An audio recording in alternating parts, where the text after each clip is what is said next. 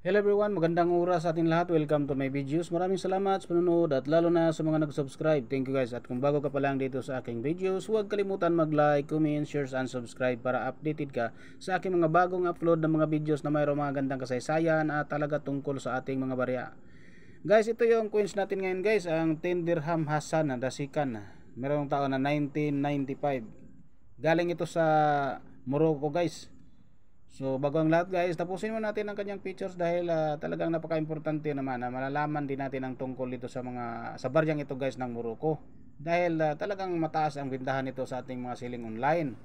So tapusin natin ang kanyang features guys para mayroon po tayong maunawaan tungkol dito sa baryang ito guys kung bakit nagkakaroon siya ng price na napakataas. So ito yung features niya guys, ang issue rito guys ay Morocco. King Al Hassan Dasikan from 1961 hanggang 1999. At meron siyang type na standard circulation coin. May taon din naman siya na 1415 or ang ibig sabihin siguro ng 1415 ay 1995 or di kaya Islamic calendar kasi ito guys eh. Hindi natin alam yung 1415 ibig sabihin 1995. So yun guys ang ating pagkakaintindi dito. At ang kalendar naman niya ay Islamic Hijri.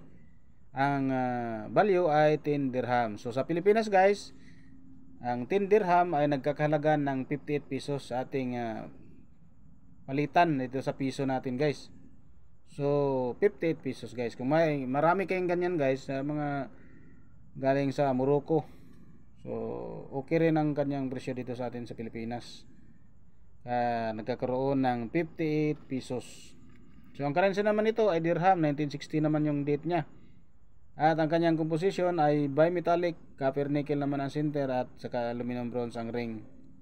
So aluminum bronze ang kanyang ring. May timbang siya guys na 12 grams at may diameter na 28 mm at ang kanyang thickness 2.4 mm.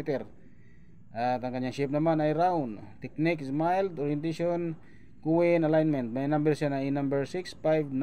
Reference number naman Y number 92 at show number 95.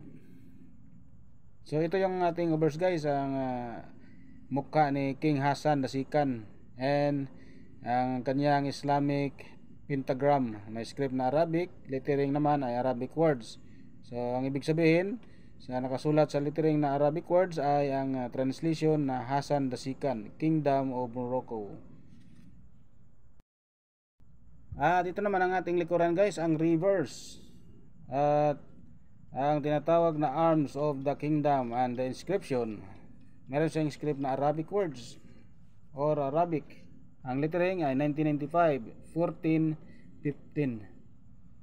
At ang kanyang denomination na tin, mayroong Arabic words naman na dirham. So ang ibig sabihin sa Arabic word sa translation ay 10 dirham. So ang kanyang age naman ay reeded.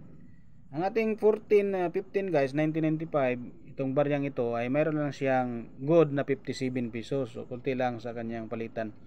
57 pesos at very good 58 pesos, fine 58 pesos, very fine 63 pesos. Ang extra fine is 120 pesos. Ganon din sa about uncirculated, 120 pesos. Ang kanyang uncirculated is 140 pesos. So yun ang ibig sabihin guys ha. At dito tayo guys sa ating selling online guys sa eBay. Dahil umabot ng 53,099 pesos, 0.41 pesos sa 100 pieces na ganito guys. Morocco na 10 dirham. Meron siyang KM number 192, reference number sa ating 1995 King Hassan Dasikan na bimetallic uncirculated condition, uncirculated ng Africa coins.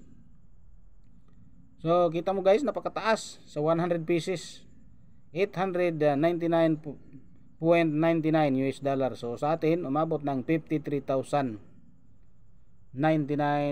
pesos 0.41 centavos. So napakaswerte guys kung mayroon kayong maraming naiipon ng mga ganitong mga coins ng Morocco. So ang karamihan dito guys nakakadala ng mga ganitong mga coins guys yung mga OFW natin. Tsaka huwag niyong baliwalain yan. Kung marami kayong naipon ng mga ganyan, kung galing kayo sa Morocco, ay talaga namang napakataas ang kanting bintahan dito sa ating selling online sa eBay. So yun guys, ang mga nakuha nating informasyon guys dito sa ating selling online sa eBay at saka sa enomista.com. So maraming salamat sa panonood guys at God bless sa ating lahat.